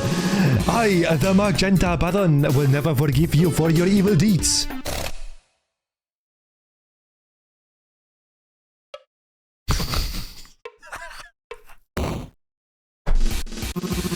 I, the Purple Baron, will never forgive you for your evil deeds.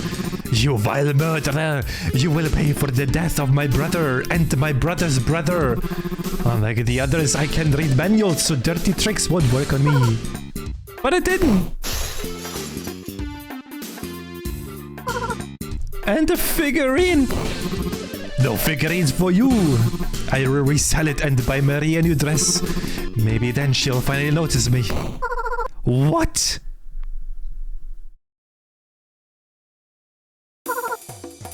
Who are you?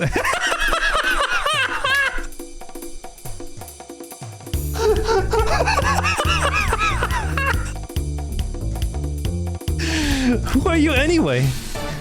And the purple, I have worked so hard for this figurine. I have worked so hard. And you...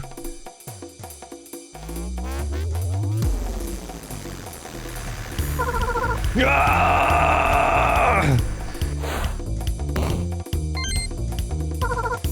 I demand compensation. Purple Baron doesn't want to hand over the figurine. Purple Baron doesn't want to give up the figurine. What the fuck? Defense? Luna defends herself. Luna studies her opponent. Purple Baron looks enthusiastic. What if I attack?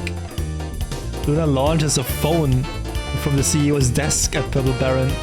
Purple Baron picks up the smallest of the thugs and prepares to launch him at Luna. Well, we'll defend that. Luna masterfully dodges Purple Baron's attack. Purple Baron dusts off his sleeve. Attack? It's clear as day you never got the passing grades at school. I was a straight A student. And where did that get you? Sorting garbage. Pathetic. Luna receives emotional damage. My cousin was also a straight A student and now she works as a cashier. Then where's the logic? You'll get it when you grow up. Purple Baron picks up the smallest of the thugs and prepares to launch him. Alright, defend. Attack. There was a stapler. Purple Baron reminisces about old times. If I defend again. Alright. Defend. Dodge. With a backflip, nice. Luna drops a bookshelf on Purple Baron. Baron rubs his wounded head but shoves some book in his suit with his free hand. Looks like he still plans to get out of here alive. Where does all the aggression even come from? Are you young people so aggressive nowadays? I'm the aggressive one! You killed my brother literally a minute ago. It was his own fault. I just made a small workplace safety mistake. Besides, you were the one who tried to rob us. A small workplace safety mistake. Why are you even still employed? Are all young people so irresponsible nowadays? Knocks down Luna with the gravity impulse. Fucking hell. Tries to trip Luna, but she's too far away. We attack again. And with that, they immediately throw her back since they don't know what to do with her. Game over. Limited edition Papipo-chan figurine stays in Purple Baron's possession and Luna dies from grief.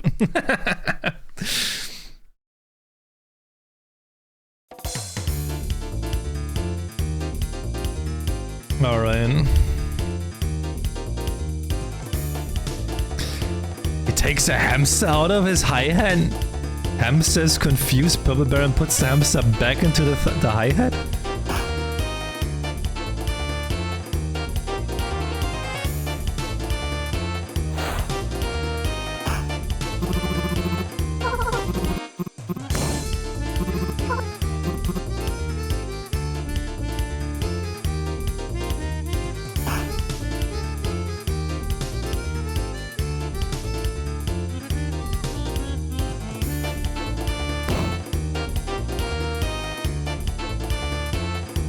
Feels old and slighted. Where does the aggression come from? Alright.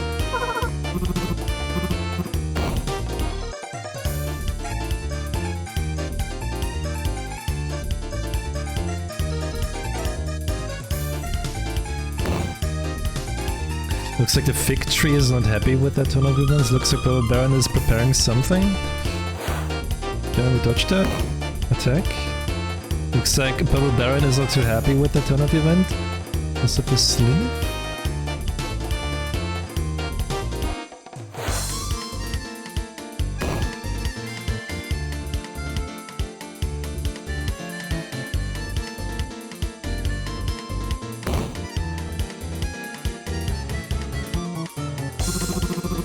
Why are you even trying to achieve?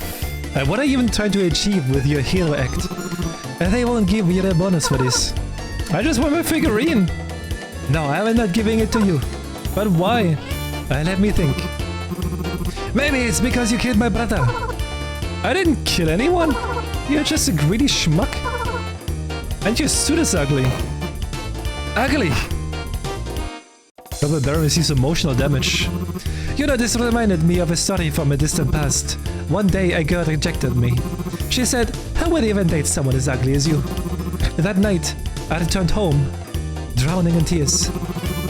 Mother hugged me and explained, "It doesn't matter what you look like on the outside, it's all about who you are on the inside."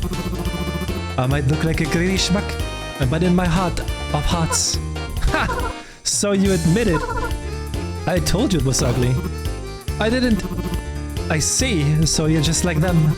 You don't dig deeper, don't seek the truth, don't get the message. You just want to see the worst in people because that's more convenient. It's convenient when you can look down on others, feeling like a member of a superior class. That's an amazing leap of logic. So you think you're better than me, huh? Yes! At least unlike you, I actually deserve that Papipo-chan figurine.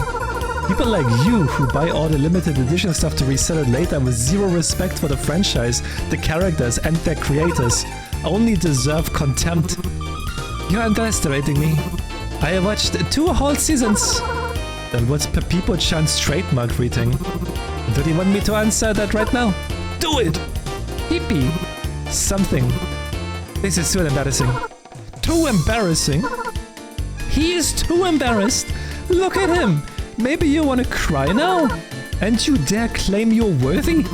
Oh, come on, let's be honest. Her greeting is kind of embarrassing. People, pie! Hello, my cutie pies. I'm Papito Prumi, a modest pipe protector of your town. What a pathetic poser. You have absolutely no right to call yourself worthy of Papirochan's limited edition figurine. Purple Baron receives emotional damage. Madam, you're scaring me. Luna feels a surge of energy and pride. Purple Baron reminisces about old times. Okay. Alright, playtime Zelva. Hey, using a pistol against the rules. What rules, mademoiselle? This is a battle of the to the death. Are you ready to die for a figurine? Or some stupid piece of Shoot! Pardon-moi? Shoot! Look, I will actually shoot. Shoot! You can die here. Doesn't bother you. Shoot! Wait, do you want to die? You should go see a specialist. Fortunately, I have a psychology degree. Please sit down and tell me about your worries. Some stupid poser in an ugly suit won't give me my hard-earned figurine. It is not ugly. No, you've asked for it. Pipsqueak. Purple Baron shoots at Luna, but she manages to turn on the gravity turbulence and the bullet ricochets back at the Baron. What the fuck, man? Purple Baron is defeated. Idiots! Don't just stand there. Get her. Will we get paid for that? You morons! I'm hurt.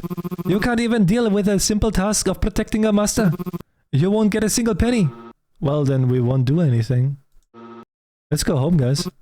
Whatever. You can all go home to... You can all go to hell.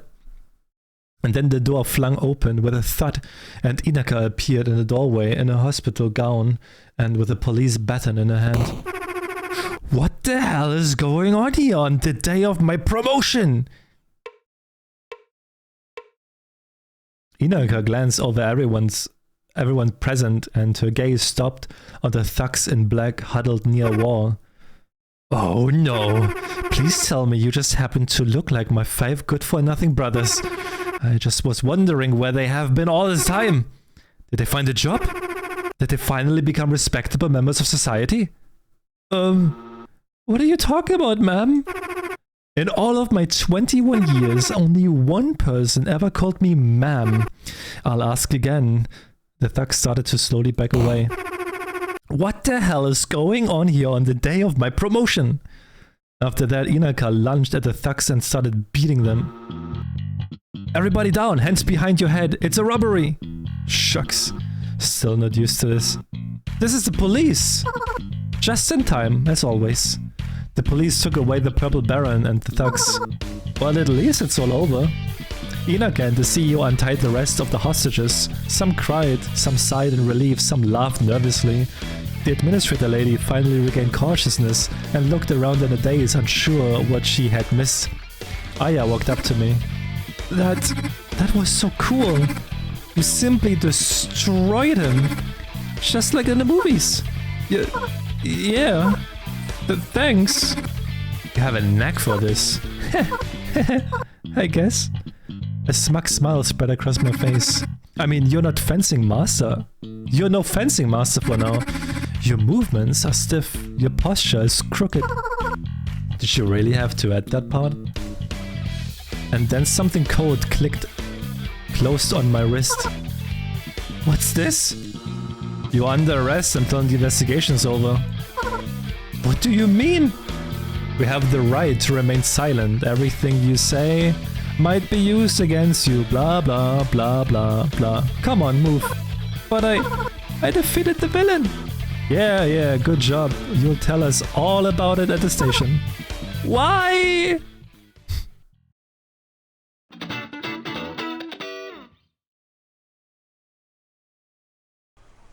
2 weeks later. Ah, it feels so great to have 2 days off a week. Too bad Inaka was only released now. They have probably been waiting for me for a while. Welcome! Finally. Why are you so late? I'm sorry. Do you want a recommendation? Yeah, sure. Today's drinks of the day are espresso tonic and banana frappe. We also just made a delicious batch from Kenyan beans. I guess I'll get it. And there's also a super tasty pumpkin ice latte with whipped cream. Yes, I'll take that, please. Yes! Will you pay by card? What's that? Some, I don't know, whatever it was called. With whipped cream? And I'm a simple girl. Just plain old coffee. Why did you bring your own mug? I feel more comfortable that way. Well then, happy release day. Happy release day. Thank you, thank you. They let me off the hook this time. I could have gotten 2 or 3 more charges but ended up with just a community sentence. They let me go on the next day. Of course. You didn't fight the police and didn't break through the perimeter. That's true. But if not for Inaka, I would have been overrun. They need to be thanking her. This is so unfair. Law is law. I got luckier than my older brothers anyway. What a family. My condolences. There's one thing I don't get. How did you manage to fire up your Achu without a tower and the chip? I don't know. No, really. I was just so enraged. And it just turned on. At some point I even started to believe in magic. Let me explain. An impulse caused by high emotional distress managed to break through the insulation layers, reached to a core, and resonated with the magic isotope. And that let you bypass the blocking mechanism and jumpstart the reaction from the inside. So magic doesn't exist after all. No, it was in fact pure magic. Luna, what's up? There's something I only noticed just now. What is it? Inaka, can you repeat what you just said? Why? Did I say something wrong? What do you want to hear? About the emotional distress impulse? Okay. The impulse from high emotional distress. She stopped stuttering. Inaka, stop stuttering!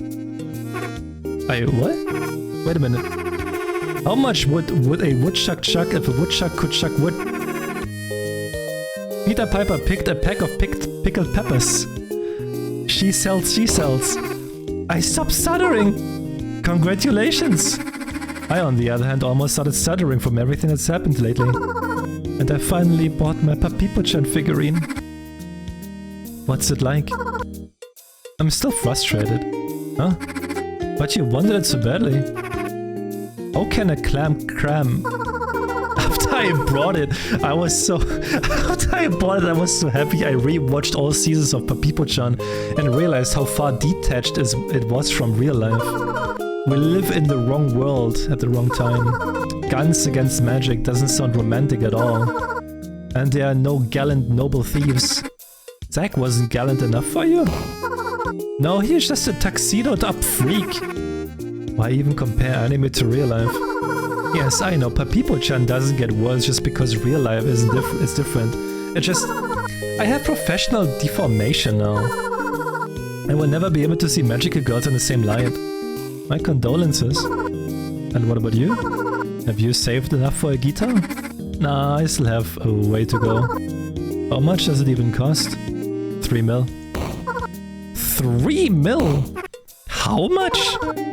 Can you even play guitar? Nope.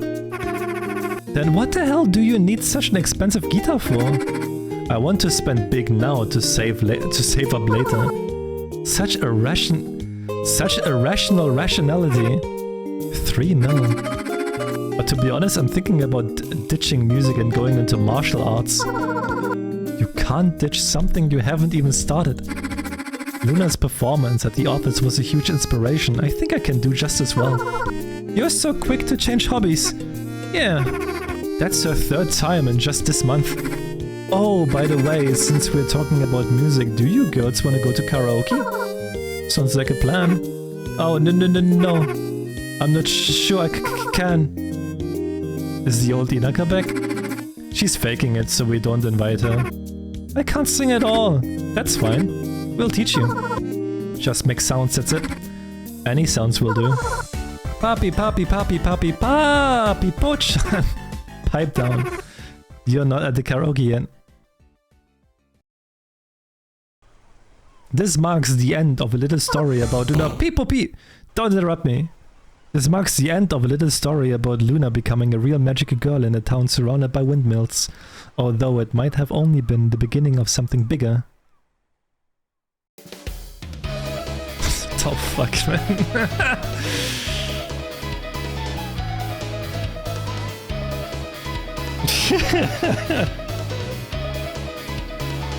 That was a great game.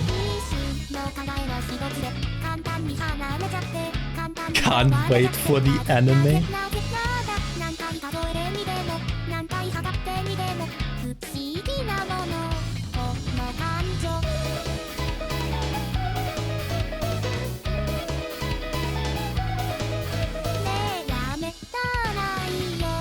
It's so interesting, like all of the art was made in MS Paint.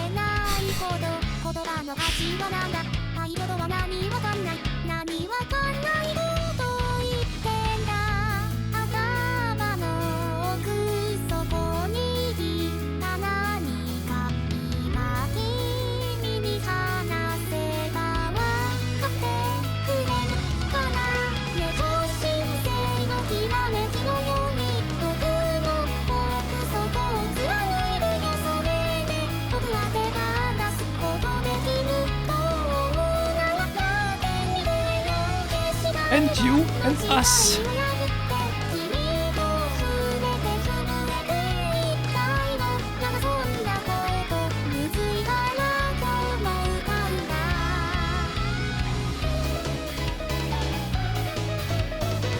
Nah, Devil didn't give me that one. I bought that myself. The other Thai game Devil gifted me though.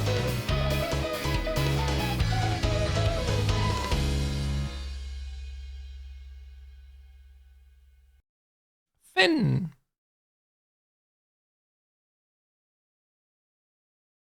Yeah, I found that myself. We did it!